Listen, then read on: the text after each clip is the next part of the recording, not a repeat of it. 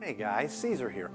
If you're struggling with finding joy in your Christian walk or have a low desire to live on mission and share your faith with others, it may be that you have been taught and are believing a very small gospel.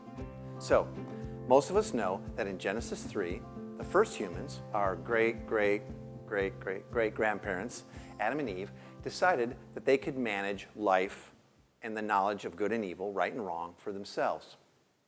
They turn their back on their loving Creator Dad to try to go it alone. And it's as if they tell God, I think we've got this. We can handle life on our own. We're going to go off and live a life that displays our glory and show the world what we're all about. And this is, in essence, what the Bible refers to as sin. And all sin leads to separation from God and death.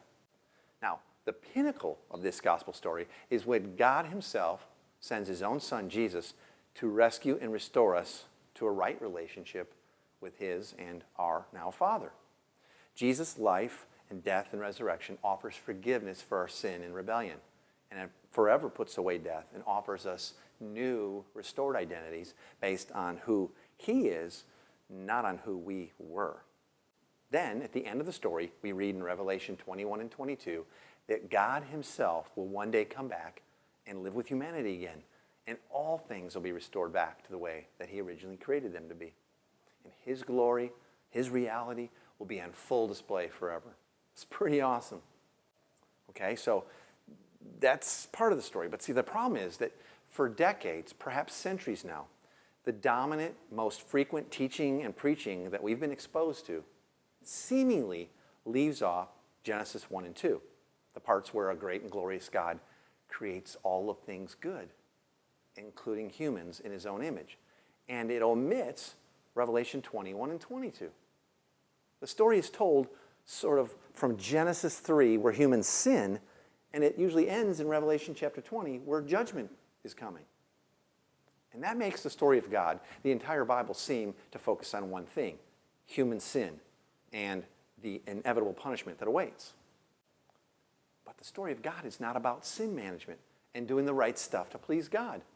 This is not only a very truncated and distorted version of things, but it's really man-centered instead of being focused on God's glory and the good news. See, the gospel is not, you suck and you're going to pay for it. That's Genesis 3 to Revelation 20. That doesn't sound like very good news. No wonder that we all find it so hard to evangelize others if this is the story that we believe and we think we're supposed to share. Yikes.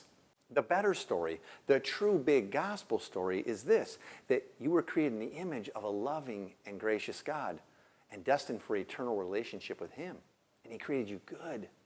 And though it is true that you've rebelled against God, thinking that you could create an identity for yourself, one where you're Lord over your own life, God himself came on a rescue mission to restore all people and places and things back to a right relationship with him, including you, back to the way he originally designed it to be.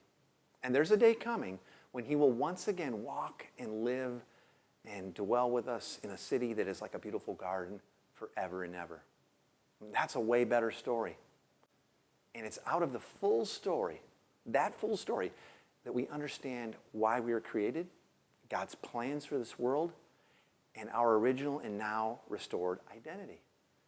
It's out of this bigger gospel that we find our life and purpose. We live as a family of missionaries, serving others like we've been served as a way of life. Not because we're supposed to, but because this is who we are.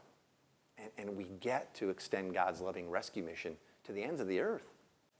If you've been believing a gospel that is primarily about getting to heaven and a life of sin management until then the next best time to start believing a bigger gospel is now. It'll change your life. Here's a question for you. How does believing this better story, this bigger gospel, affect your heart and your life today, right now? Leave me your thoughts in the comments below or on Facebook. I really want to hear from you, okay? And please share this video with someone before you go. And as always, thanks for watching.